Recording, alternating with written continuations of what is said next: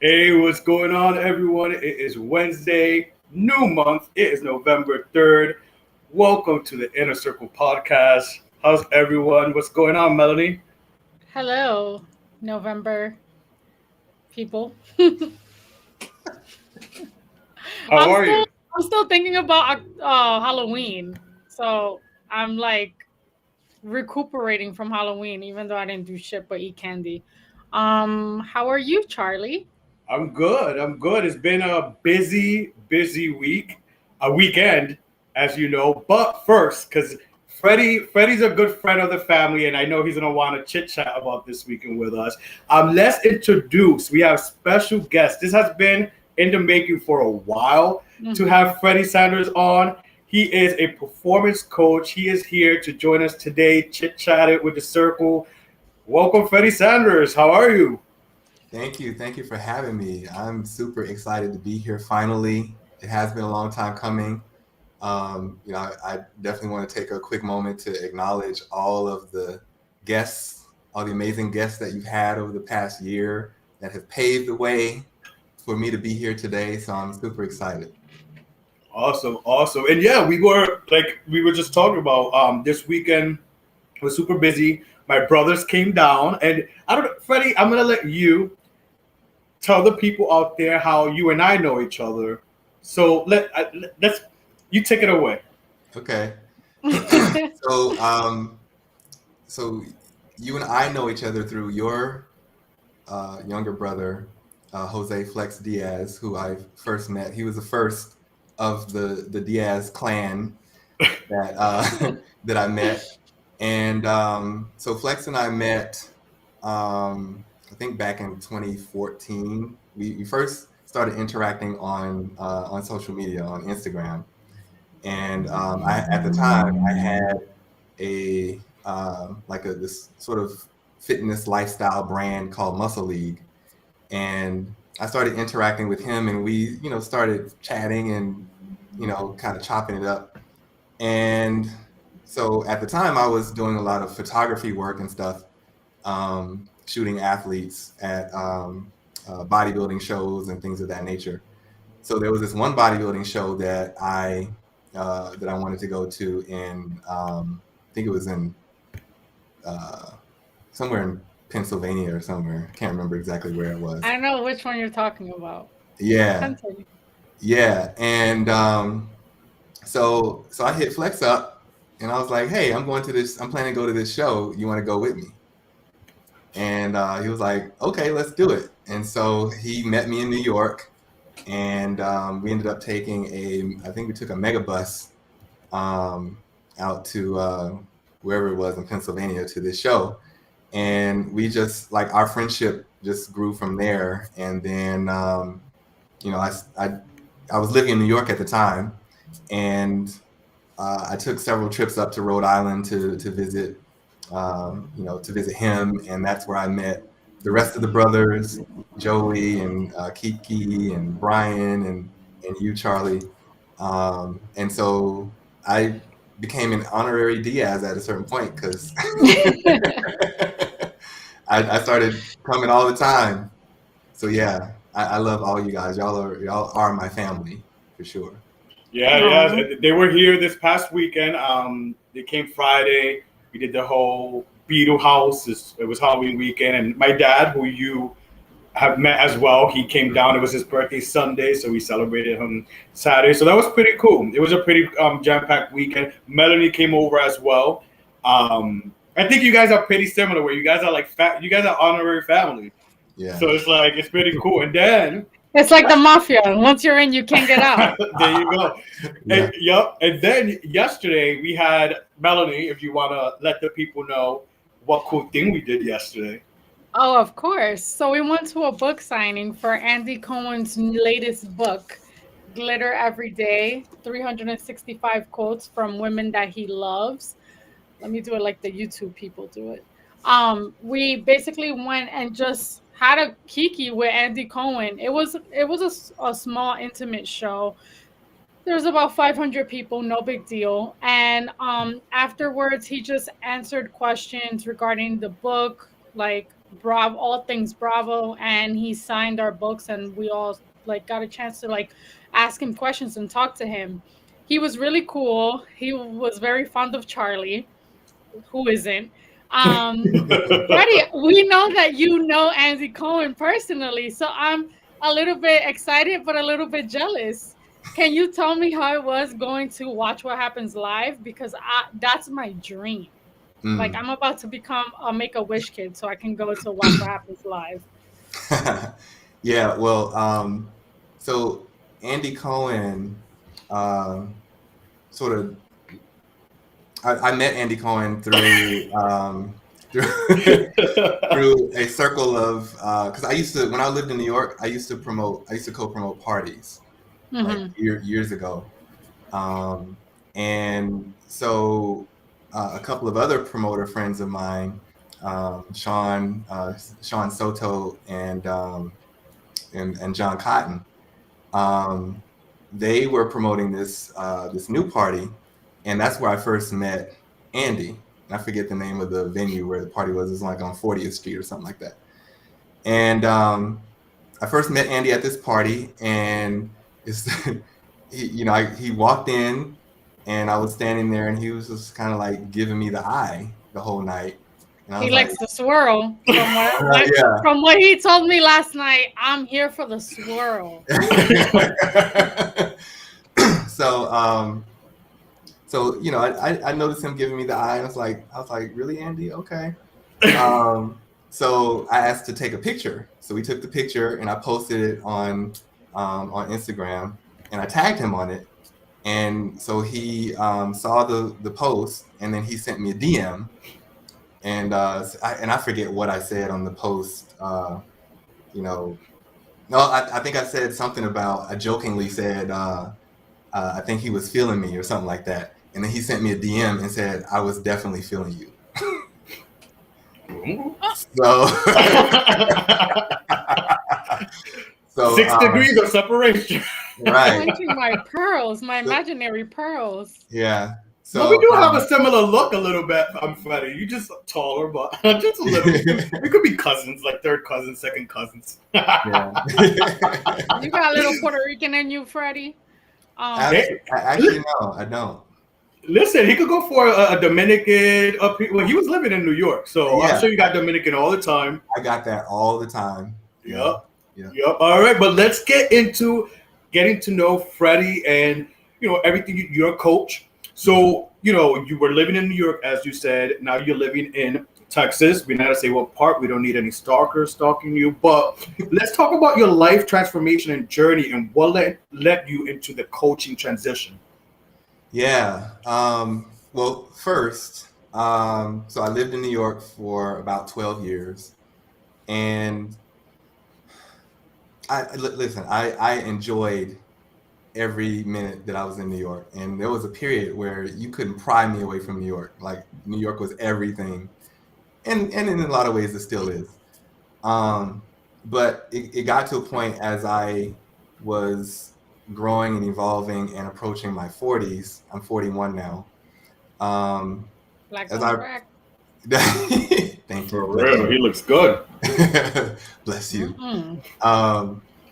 But as I was approaching my 40s, I felt like my time in New York was coming to a point of completion. I grew up in Louisiana. I'm originally from Louisiana. I was born in New Orleans, raised in Baton Rouge, Louisiana. And so I lived the majority of my life in the South. And then I moved to New York back in 2007. And again, it was an amazing experience. But then, like I said, as I approached my 40s, I began feeling like, almost like I was suffocating. Because New York is a lot. It's a lot to live in the city. And I lived in Harlem. So that was a lot. Mm-hmm. That's a lot good and a lot of bad, but Right.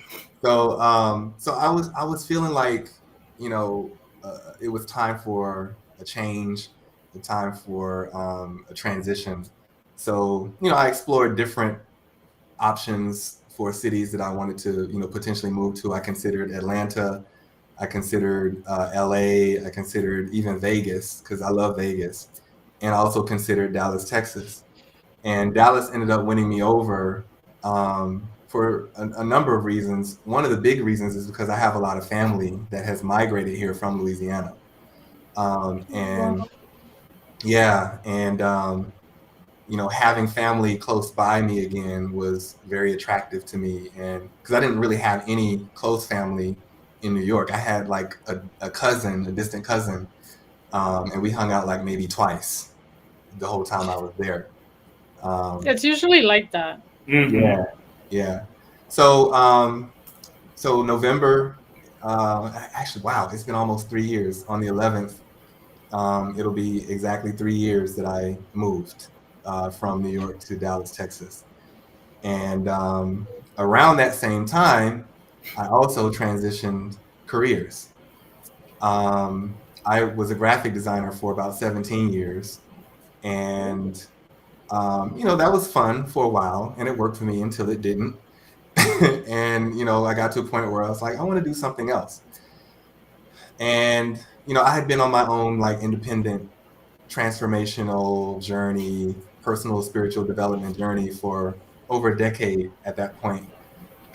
And like shortly before I moved, I bumped into a friend at a 4th of July barbecue that year, 2018. And at that time, he was about to graduate with his certification from a coaching program. And I overheard him talking to someone about it, and it piqued my interest. So I went and sat and parked myself nearby him and started listening. So longer story short, I reached out to him after that event and picked his brain a bit more about what this school was and what his experience was and all of that stuff. And I was like, you know what? I think this is it. I think this is what I'm supposed to do. I'm supposed to be a coach. So November 2018, I moved from New York to Dallas, Texas. January 2019, I went into coaching school to earn my certification. So it was a 9-month certification program. I earned my certification in September of 2019. And just like that, I'm a certified coach. Now, for the people who don't know, like, okay, because we've definitely know what life coach is and stuff. We've heard of it. But for the people who don't know what a coach or a personal coach or a because there's different type of coaches. Could you explain what type of coach you are and the difference between all the coaches out there? Yeah. Well, life coach is sort of like a really broad term that people use. And, let's be real. Anybody can, get up on social media or Instagram or something and slap life coach on their profile and start telling people what to do and think they're coaching people. Right. But I didn't want to go that route. So, so I knew that I wanted to be trained, and I wanted to be certified, and I wanted to be credentialed. So life coaching, or coaching in general, is a very present focused, forward looking, action oriented journey. It's kind of in the same or similar wheelhouse as therapy, but it's different because it was distinct.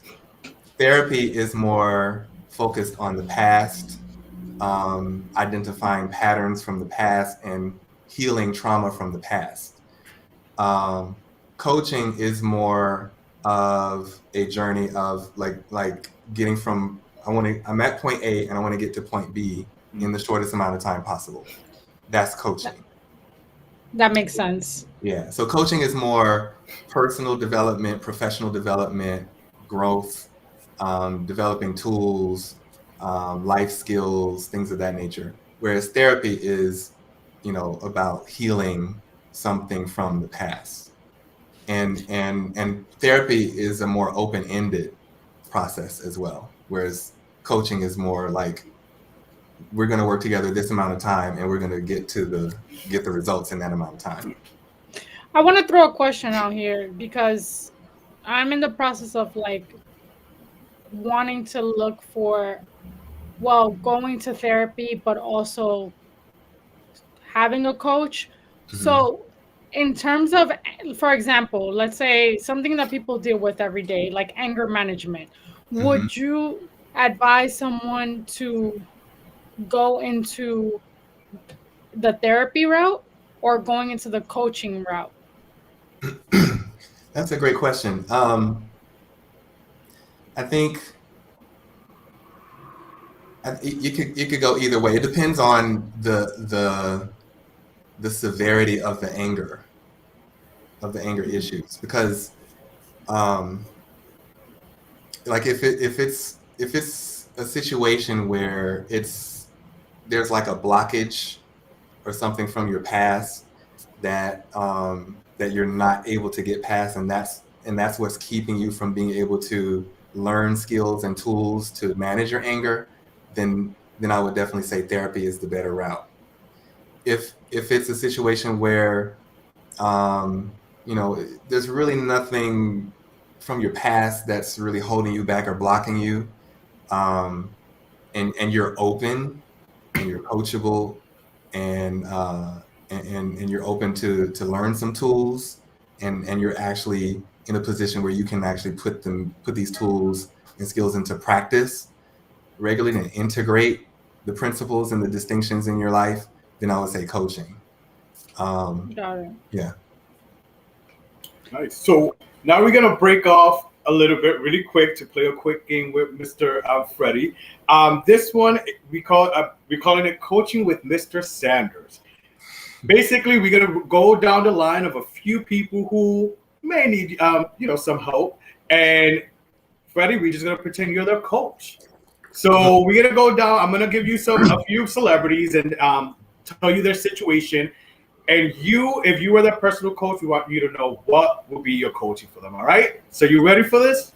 Okay. All right. Here we go. So the first one, um, coaching with Mr. Sanders, Cardi B and Offset. As we know, Cardi B and Offset had an on and off relationship throughout the years. They just had a second kid after almost divorcing. You know what they say? Sometimes people have kids just to make the relationship work.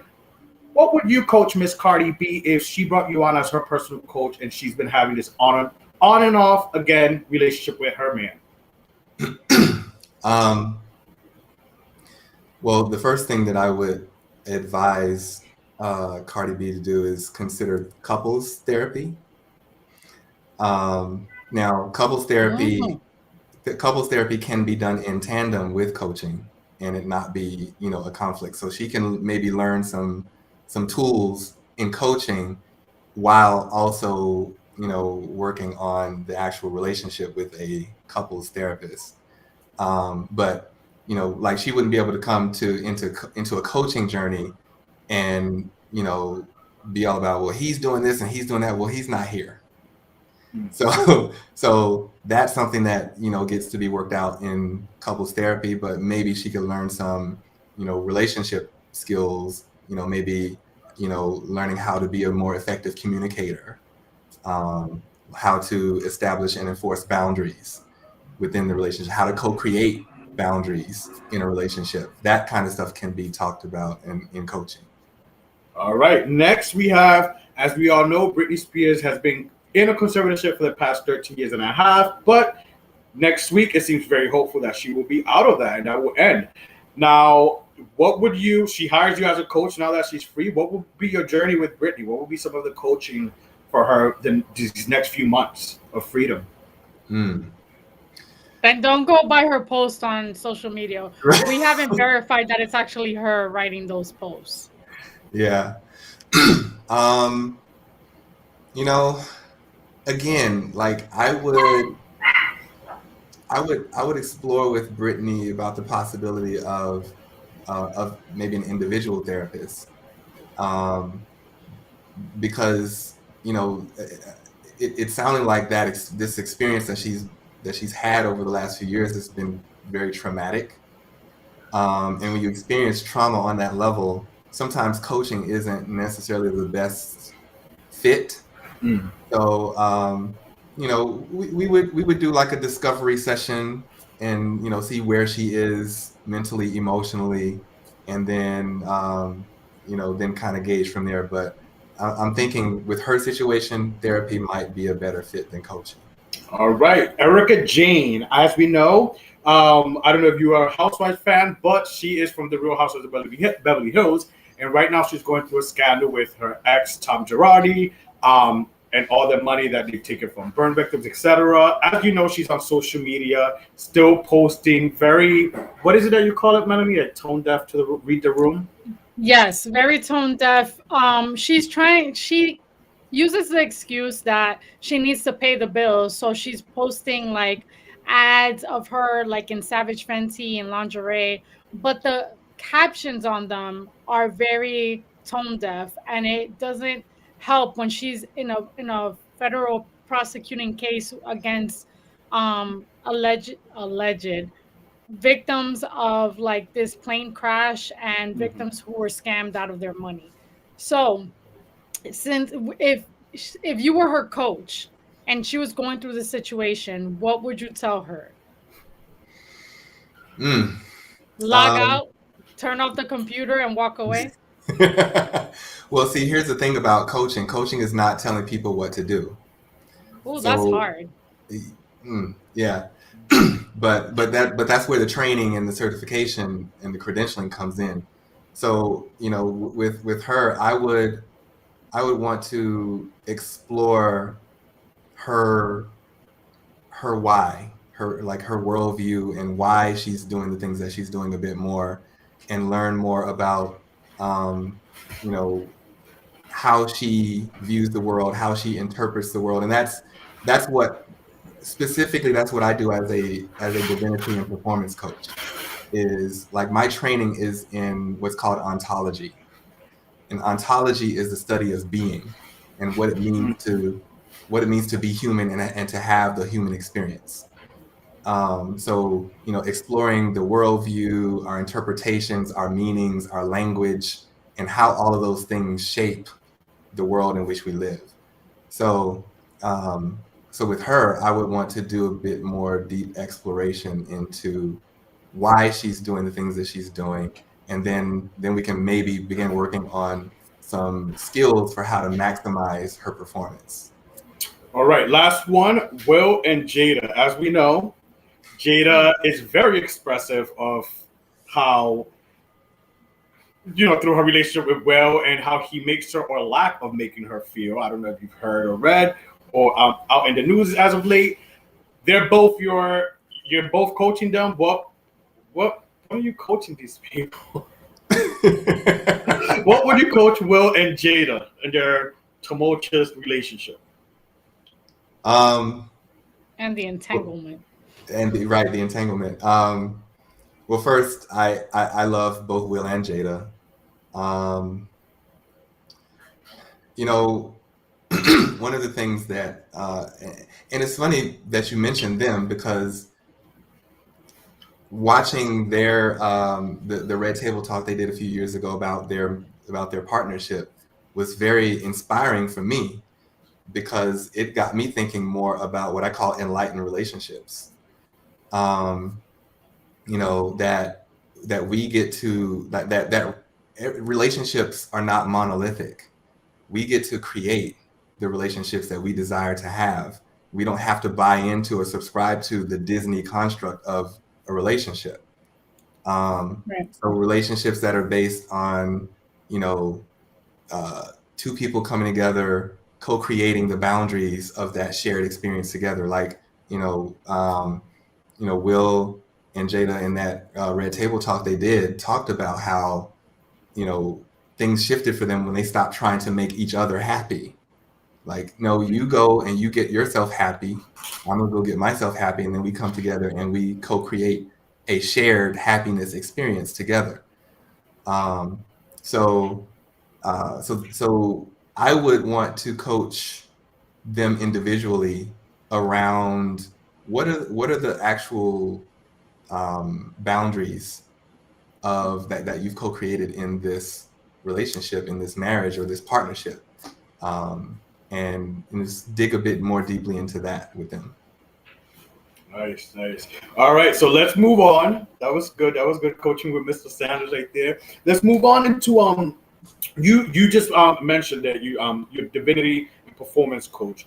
What what's your vision with that? Like what's Mhm. your goal um to with it, what do you intend your purpose is to get out of this as a divinity and performance coach?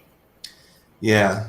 Um, I'm very passionate about working with high performers, high performing, specifically high performing men of color. I'm very, very passionate about that because um, I'm a high performing man of color myself. And I feel that um, like I just feel that there's this need to empower us. There are a lot of women out there doing amazing work with women and female empowerment, and I feel like my calling is to be a beacon of light in a space for men of color um, to thrive in a way that we have not yet on a larger scale. So, ultimately, my vision is a world where the highest sense of integrity, agency, and freedom fully emerges among all life on Earth. So that's my great why. That's my great vision. Um, how I contribute to that vision is my mission of being uh, being that space for high performing men of color to maximize, to awaken them to their own divine power and their worthiness, their sense of worthiness, and their authoritative power to create and author their lives with vision and intention. Y- So that's my mission. You bring up a good point about female empowerment because I feel as a female, women are more vocal and more like they're more able to give congrats and like celebrate other females, but I find that men don't really do that. Like they do it in their own agenda or their own way, and it's a little bit more subtle where women are more loud and proud to Mhm. celebrate each other. Do you find that that's a stigma within men? Like, is there a reason as to why men aren't as open as women are in celebrating each other or like uplifting each other?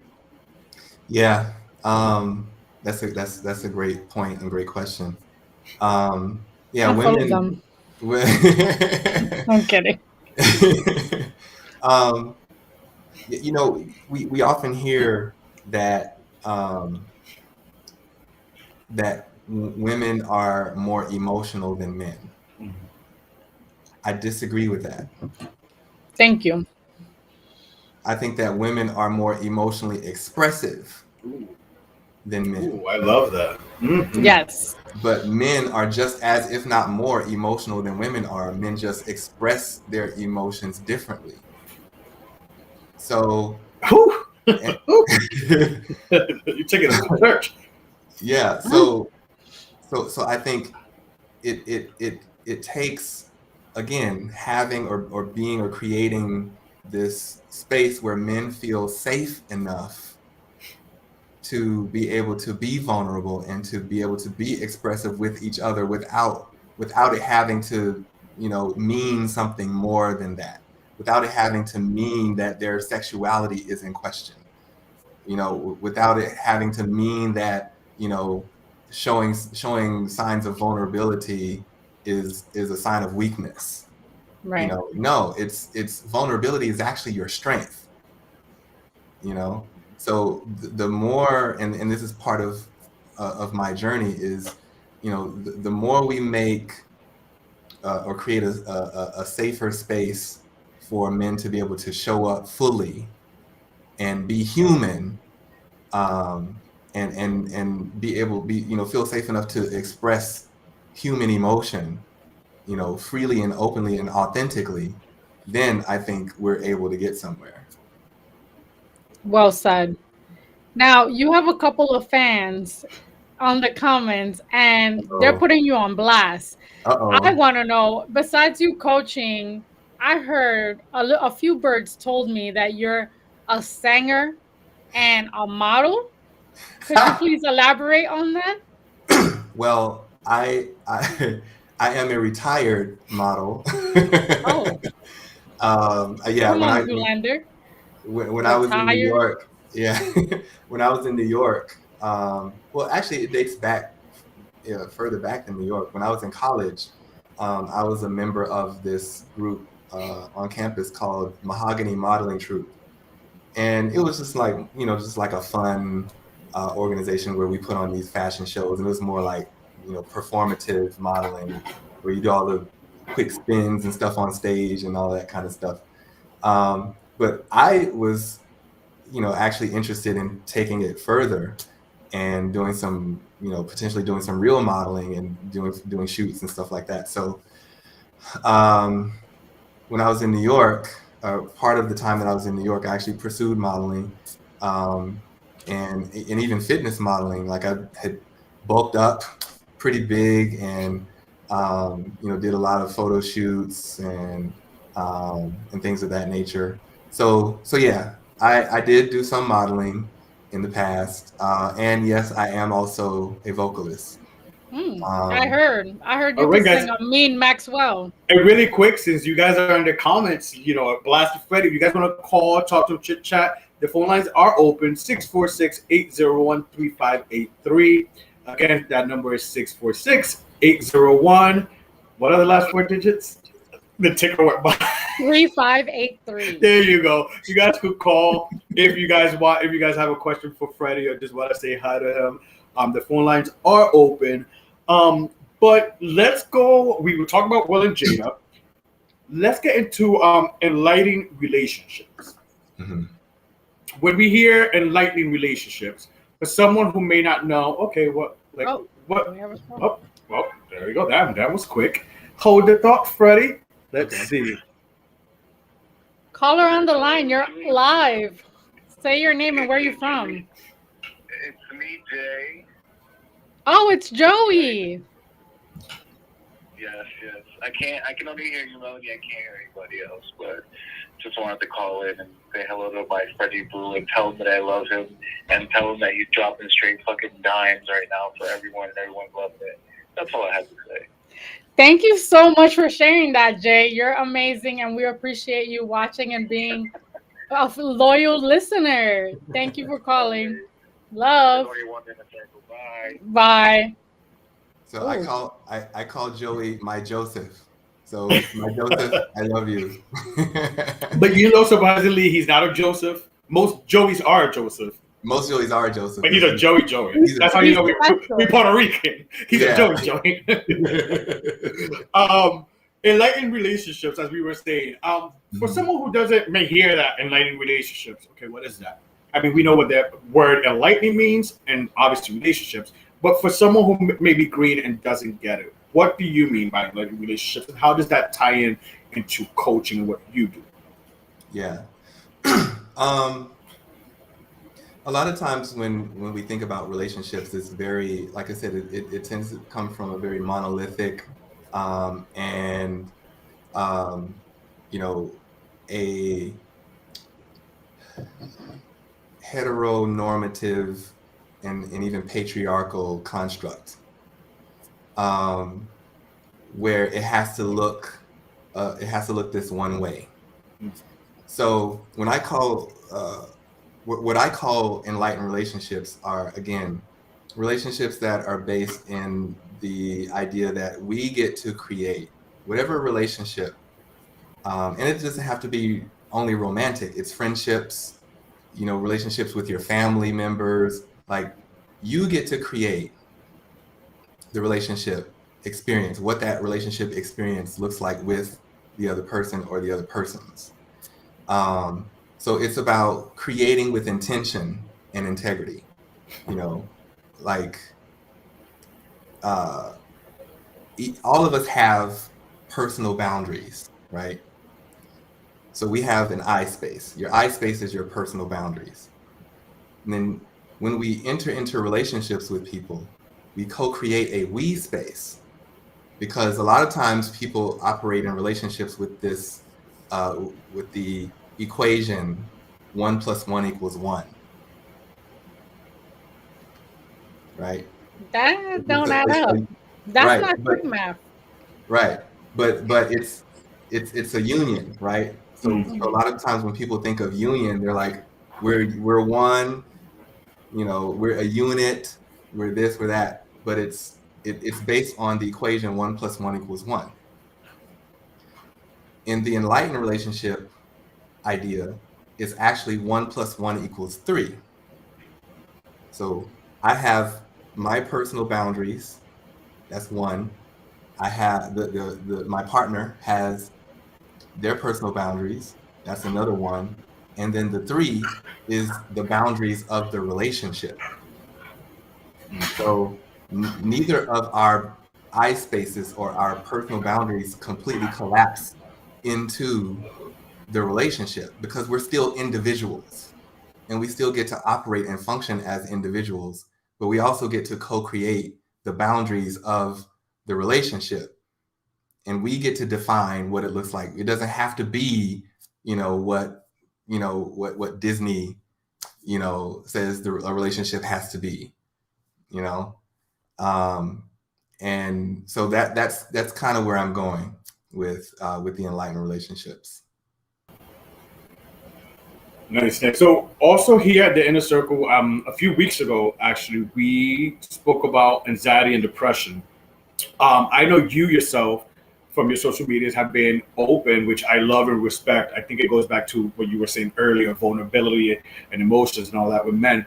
You've opened up about it, about anxiety, depression, and what you went through it. So could you share, because we spoke about it here, your journey, and some people will be surprised, oh, but he's a coach, why is a coach going through things? So the same thing with therapists and psychologists. People may think just because they're therapists and psychologists they don't go through things either.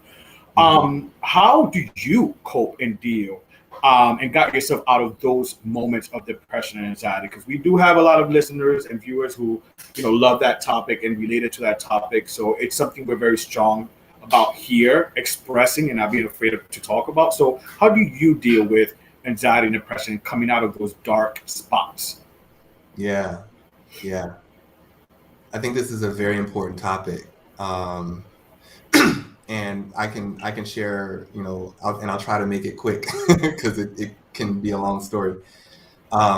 So I mentioned I graduated from coaching school in September of 2019. A week after I graduated from coaching school, I got into a wreck.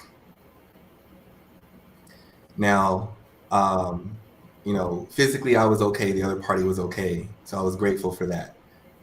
But what really sent me into the depression was the fact that I was at fault for the accident.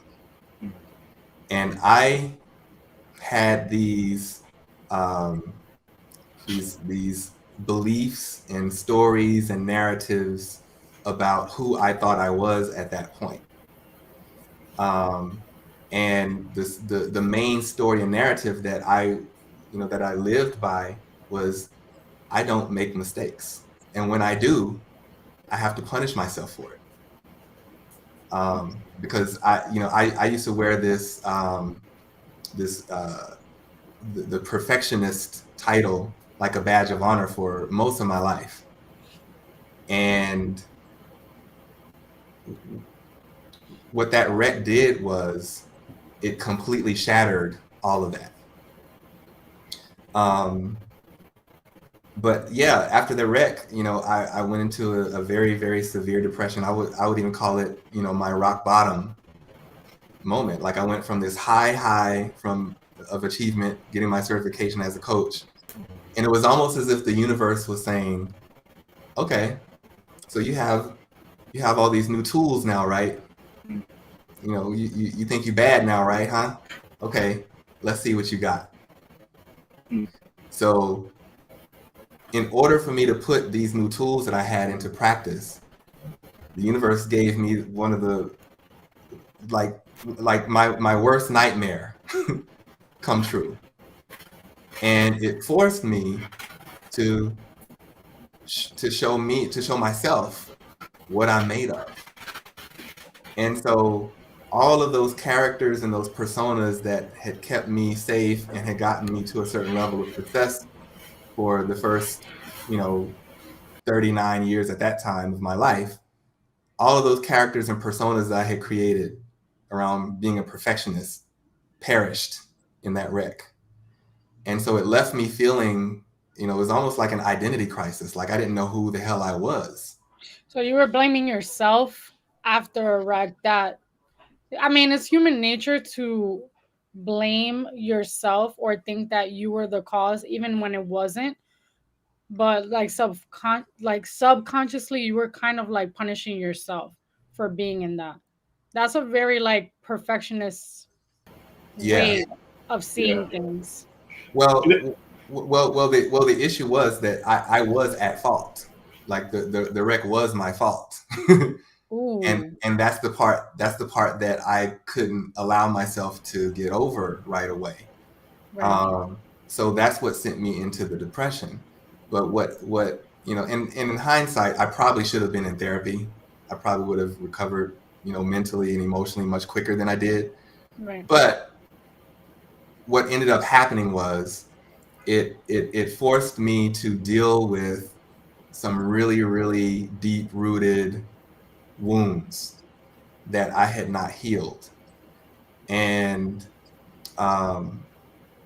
it gave me that event.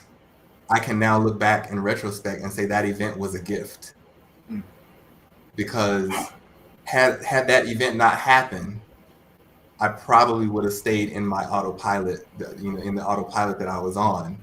Yeah. And who I was calling myself forth to be as a coach, like, required me to play at a higher level, at a higher vibration, at a higher frequency. And had that event not happened, it would not have shaken me literally to my core the way it did.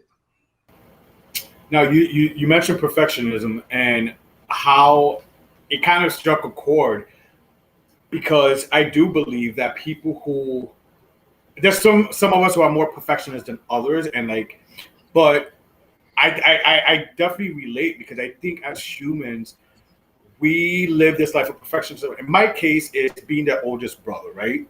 Mm-hmm. Being the oldest, it's been harder for me, and it's something that me and my dad, and the reason why I'm bringing it up and I'm sharing it, and I don't want to get emotional, but because my dad was like, yo, like, if you ever need help, whatever. I think being the oldest has always been a pressure. I don't like my family to worry about me. My grandmother, my mom when she was around, my dad. So it's like I've always felt that I've had to carry like deal with a lot of things in silence by myself. Mm-hmm. Because of this perfectionist, I don't want them to worry. For the most part, they think I'm good, and whatever, whether it's now or years ago or in the future, like I just don't want them to worry. So in my mind, it's just perfectionism, but I deal with so much shit alone, and I found myself in slight depressions and anxieties, and not having people to reach out to and talk to and ask for help, because wait a minute, everyone thinks I'm perfect and I'm fine and I'm living this great life, but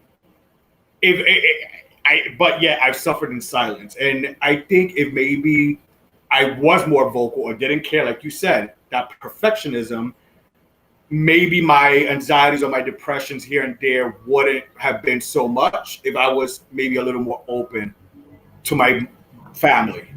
But it's just that perfectionism thing. So it's crazy that you bring that up, and you make references and pinpoints of where things could come from.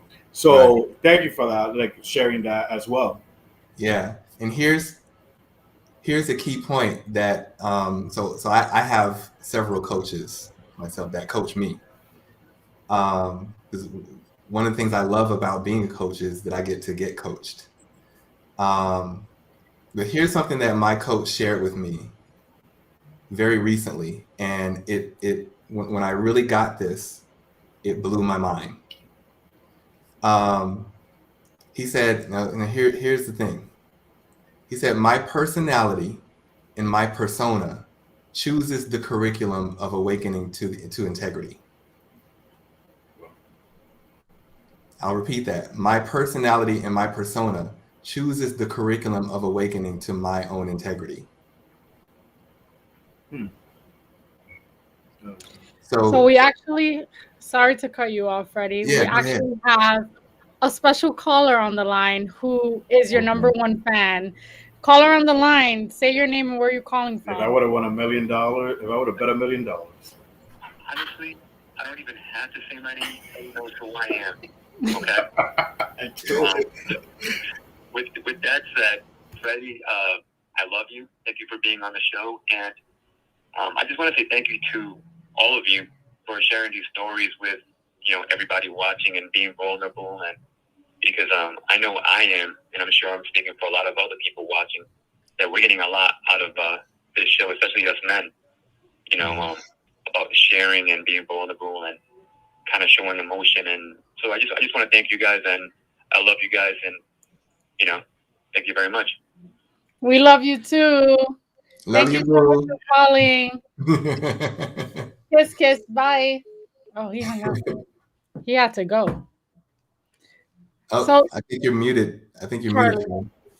Let's have a little fun because we got a little emo here and we got a little vulnerable, but there's nothing wrong with that, people. There's nothing wrong with that. But let's get into a game that Melanie has for Mr. Freddy, and it's very similar to the one we played with Tony. Which, if by the way, let me just put it out there real quick. If Tony and Freddy also 6 degrees of separation is big time today. Tony, who was on the show a few weeks ago, also knows Freddy, and funny enough, we met Tony because of Freddy. Yes. Last year's Freddy's birthday celebration at Central Park. So look at the world.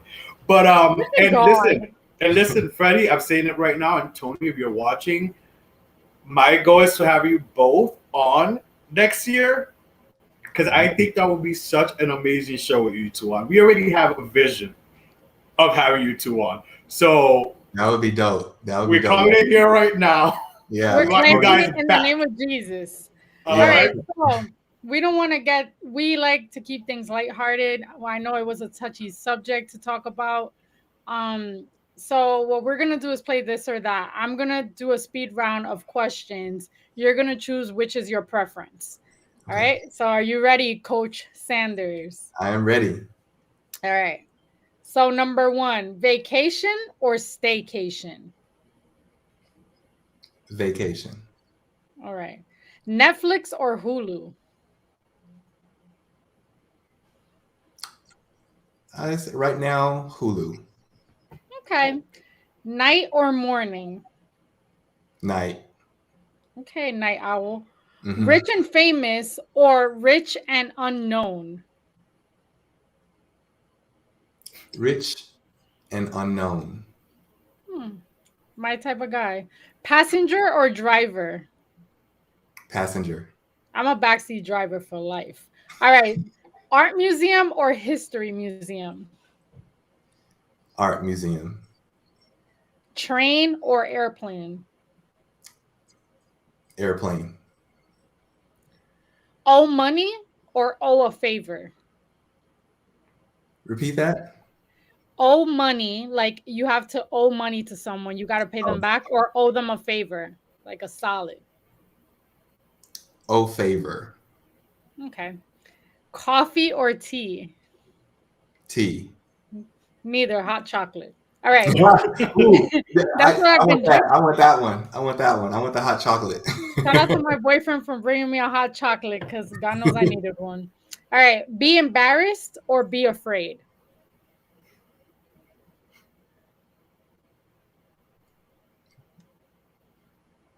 Be afraid. Okay. I want to say for this one, when I read it, I was like stuck on between both, but I chose be embarrassed because being embarrassed is only at a moment of time. Being afraid is like you never know when it's going to stop, when you're going to stop being afraid. of something. Well, I said be afraid because both of them are rooted in fear. That's Ooh. true. Mhm. Preach it, mister. All right. I'll do like two. I want to do one. I want to do one because hey, some people may want to know this. Boxer or briefs? Ooh. Right now, boxers. I understand what you're wearing right now, but your preference. Okay. I don't know. Go a little cold for that. Well, no. When I say right now, I mean my preference right now. Right now, okay. Yeah. Okay, so cooking or being cooked for? I know my answer. Being cooked for. Same. All right, the last one. I need to find like a raunchy one. Actually, no. Let's keep it PG. Reality shows or documentaries? Documentaries. Same. Mhm. All right, you've okay. You successfully passed. Okay. Tony's We wasn't. learned a couple of things from Mr. Sanders today. Tony's was a little more not as safe as yours. Right. Yeah, I remember. So that's why I had to throw you like a curveball in there. Like, Yeah. So let's get back to you. So what do you see in the 5 next years? What is your ultimate goal as a divinity and performance coach? My ultimate goal. Well, I mean, honestly, I don't know what the next 5 years holds, but I do know in the next year, I'm actually working right now on my PhD. So I'm pursuing my PhD in professional coaching and human development. That's amazing. Yes. Yeah. So Congrats. thank you. Yeah, I'm really excited about that. So the institution that I'm in it's an independent study institution, and they actually offer credit for previous training and experience. So I enrolled in this program last December, but I'm already complete with all of my coursework because they awarded me from the outset about 2/3 of the course credit just based on my training and experience. And then since then, I've completed additional coursework, and now I'm working on my dissertation. So my plan is my intention is by sometime maybe late spring, early summer to be complete with my dissertation and be awarded my doctorate degree. Come on, Dr. Sanders. Right? Yes, Next year I is gonna be love Dr. it. Sanders, not Coach. It's gonna be Dr. Sanders the next time he's on. So really quick before we wrap things up, I just want to know, some people were asking in the comments, what's your favorite show of all time? My favorite show of all time, hands down, 6 Feet Under. Oh wow! I never got into that show, but I heard great things about it. The- Michael C. Hall's in it, the guy who plays who's on Dexter, who I on love. Dexter. Yeah. I've Oh, always yeah, heard of I him in like that him. show. Yeah. You have to check it out. I now. don't know do have why. it I here. got the vibe that you would be into like Golden Girls or something. I do love Golden Girls. What's your favorite Yeah. Golden Girl? My favorite Golden Girl? Oh, I don't know. I love all of them. No, you have to have a favorite. I love them all too, but you have I to have a favorite. I'm B. Arthur. Obviously, Yes, you are. brains- That's I'm the very brains you. of this operation. You're I- clearly Blanche. Yeah. I think you're more of a. I don't think you're Rose. Rose is kind of slow. No, what's your favorite? What's your favorite one? That was say it. I would say Sophia. Oh yes. Ooh. Okay. Wait, I think I'm Sophia too. Yeah, you could be a Sophia too. She could be a Sophia. She could be a little bit of I'm a more B. of a B. Arthur. Well, It hello, makes her Sophia Sophia. is her mom. Picture it, Italy. Wherever. All right, Freddie. Listen, we started something new here on the Inner Circle. But first, before we call, let's end it in gratitude. We started it last week. So we're gonna end it in gratitude. But first, we want the people to know where they could find you. You have a website, WokenWarriors.com. Tell the people all the places they could find you. If they want to reach out, maybe some coaching, etc. This is your time to sell yourself, like I say, like a prostitute in church. Yeah, so yes, my website is wokenwarriors.com. This is actually my logo on my shirt. So you'll recognize the logo. I will be mass producing these shirts very soon. So if you want to get on my mailing list, go to my website, sign up for my mailing list to be kept updated on when the shirts come out. On Instagram, it's woken_warriors. Let's see. I'm also on LinkedIn. I'm very active on LinkedIn. So if you look up my name, Freddy Sanders, on LinkedIn, you can find me there. I think those I'll are give you a like the follow. main. Oh, and Clubhouse. I'm also active on Clubhouse. So if you look up again my name, Freddy Sanders, or Woken Warriors, you'll find me on Clubhouse as well. There you go. And I do like the shirt. The shirt is dope. So I'm glad that's gonna be. So I thought it was like just like a shirt that you think. So that's dope. I definitely need to get my hands on one of those. But real quick, because I know Flex will kill me afterwards in the group time, be like, you guys didn't ask my question. He wants really quick, because we do got to wrap up really quick. He wants you to tell the Golden Girls story that you had with him in New York. Oh man, tell the Golden Girls story. Okay. So. Oh boy. This is gonna be raunchy. Well, no, it's not. It's not raunchy, and I think this is the story that he wants me to tell. So when we first met, we never really had conversations about my sexuality, and I'm openly gay, and well, I like to say I'm a man who happens to be gay, not a gay man. I think Flex mentioned that on the previous show that he was on. But so I think it was when he came to my apartment, when I invited him to go to that show with me, because I think he was kind of like wondering if I was gay. So I had like on my wall next to my TV, I had like a bunch of DVDs like posted on the wall. And I had the full Golden Girls box set on my wall. And so as he was going through and perusing through my DVDs, he saw the Golden Girls box set and was like,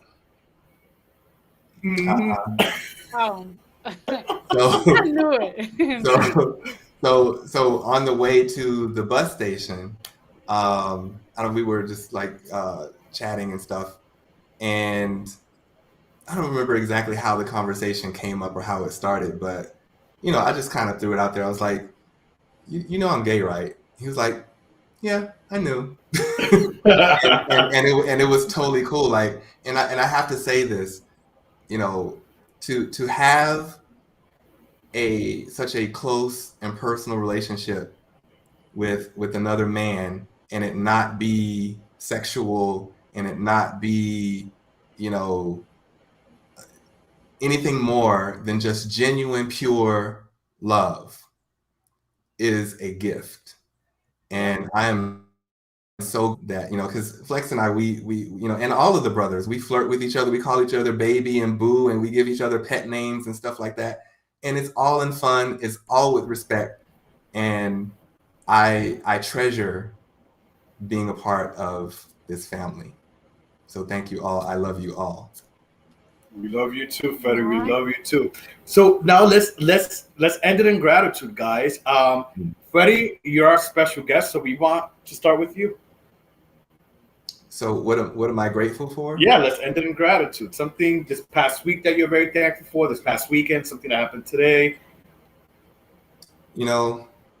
It as cliche as it may sound, I'm grateful just to be alive. And actually, I'm going to take the just out of it. I'm grateful to be alive. There's no justifying it. I'm grateful to be alive and to have the opportunity to do what I do and to live my purpose and my calling, and to be up to all of the things that I'm up to, and it's all exciting. And like I don't feel like I wake up in the morning and I do my thing, but it doesn't feel like I'm working. Nothing that I do now feels like work, because it's in alignment with my vision, and it's in contribution to my higher vision. So I'm grateful to be alive and to have the opportunity and the possibility to be able to live the life that I'm creating and generating for myself. I love that. I love that. I'm going to take that with me too, because, obviously this process that I'm doing and stuff. So thank you for that. I love that. I'm going to keep that in close.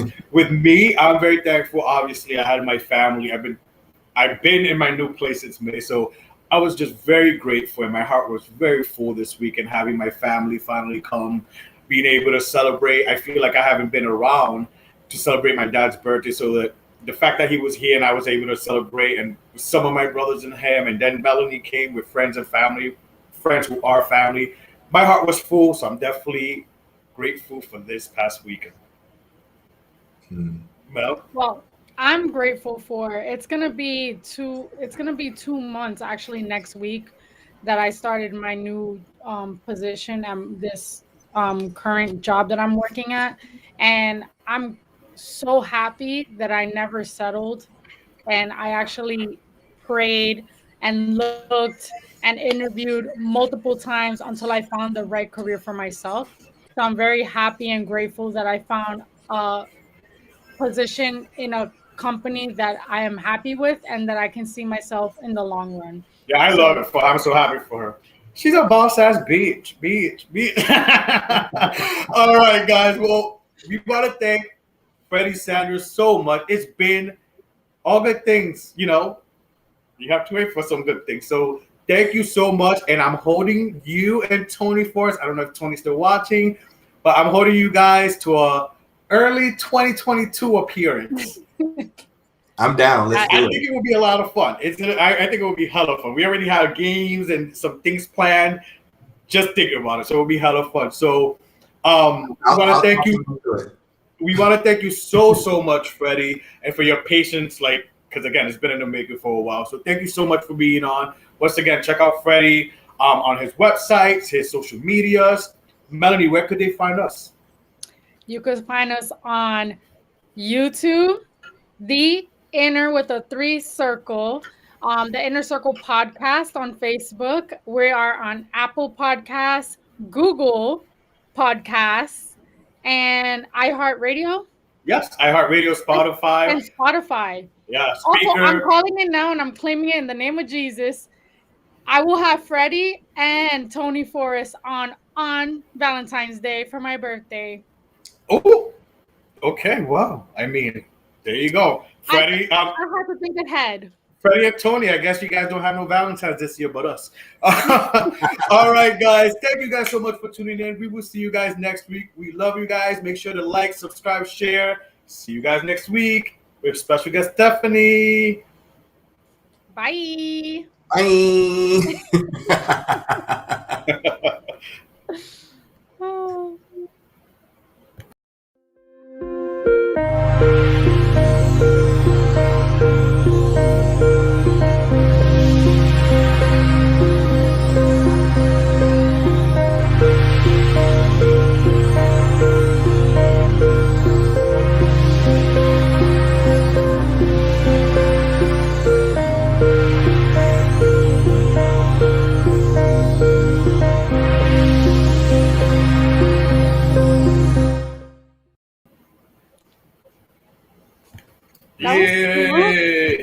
That was a cute little outro. Do I play again?